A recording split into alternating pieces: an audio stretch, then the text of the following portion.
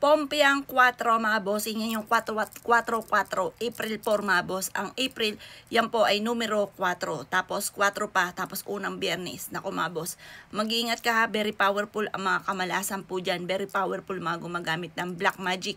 Kaya dapat meron po kayong ganito na aking ituturo sa inyo. Kung ikaw pa mga bossing ko, ang pera po ninyo ay dumadaan lang sa inyo po mga kamay. Ngayon nga po darating na ito ng Pompiang 4, April 4 mga bossing ko, ay gawin nyo po ito upang sa ganon mag-stay ang pera po sa inyo.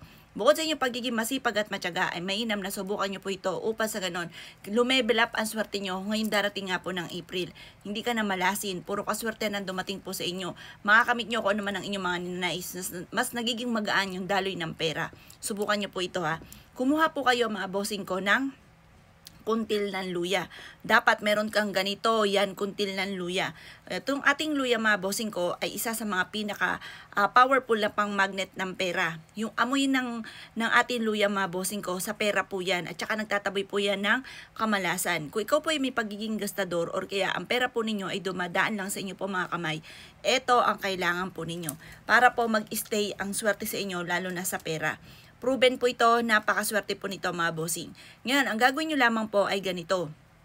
Humarap ka sa gawing silangan ng alas 7 ng umaga ng Pompiang 4, April 4, alas 7 ng umaga. At pagkatapos, kunin nyo po ito at mag-wish ka. Sabihin nyo, simula na ito ng pagkamit ko ng maraming pera, simula na ito ng pagiging money magnet ko ng pera, at hindi na ako maubusan ng pera. Maraming pera ang darating sa akin, makakamit ko lahat ng aking mga pinapangarap. Ganon ang pag-wish na walang gamit na sana. Hindi na ako mauubusan ng pera, simula na ito na ako'y magkakaroon ng maraming pera. Hindi na ako kailanman mangungutang pa at makakabayad kaagad ako sa aking mga pagkakautang. Ganon ang mga pag-wish na walang gamit na sana, direct to the point. Kayo mismo maa-amaze dahil magsusunod-sunod ang mga blessing na darating sa buhay nyo matapos nyo po itong gawin. Gawin nyo ito ng pasikreto na walang kahit sino man ang nakakaalam. Mag-iingat ka sa petsang yan, Pompiang 4, April 4. Yan po, ang numerong yan ay butas. Kung ikaw ay gastador, ikaw po ay may lapang swerte lalo na sa pera.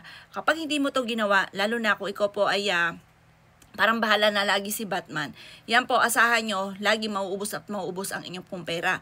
Pero itong aking tinutulong ito, makakatulong po siya upang sa ganon, kayo po ay mag-stay sa inyo ang pera at hindi ka kailanman maubusan ng pera. Gawin nyo po ito mga bossing ko ha.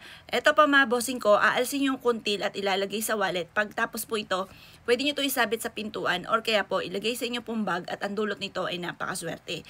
Kung ikaw pa mga bossing ko ay dumadaan sa mga pagsubok lalo na sa pera, ito pong ating luya ay makakatulong upang sa ganon, lumevel up ang swerte po ninyo at hindi ka na kailanman maubusan ng pera. Kung hindi nyo pa ito nagagawa, ay gawin nyo na po ito dahil makakatulong po siya. Ang luya, mentras po na natutuyo, ito po mga bossing ko ay nagbibigay ng swerte lalo na sa pera. At ang kuntil na luya ay tutulungan ka para hindi ka na lagi nauubusan ng pera. At ito po ay makakatulong upang sa ganon lumevel up ang swerte nyo ngayon darating na April. Tapos, hayaan nyo lamang po ito na nasa bag ninyo kahit ito po ay tuyo na. Dahil siya po ay mas very powerful ng panghatak na swerte lalo na sa pera kapag po siya ay natutuyo. O siya mga boss, good luck po sa inyo po lahat.